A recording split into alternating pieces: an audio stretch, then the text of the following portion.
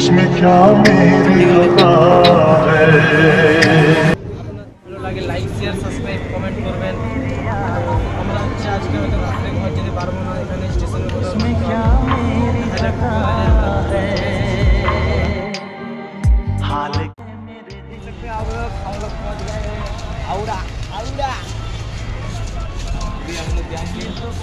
जोर से ले में जोर से এখন আমরা যাব ভিড়ে লেগে যাবে মুড়ি দিয়ে দিবি ভাই সব কি দেখি সব মুড়ি দেখাবো।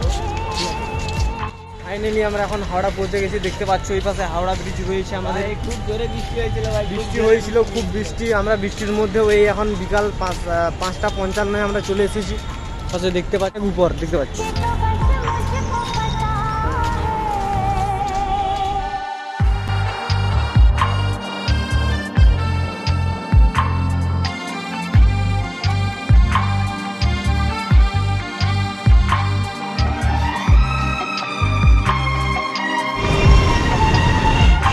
ফাইনালি দেখতে পাচ্ছ আমরা এখন হাওড়াতে পৌঁছে গেছি।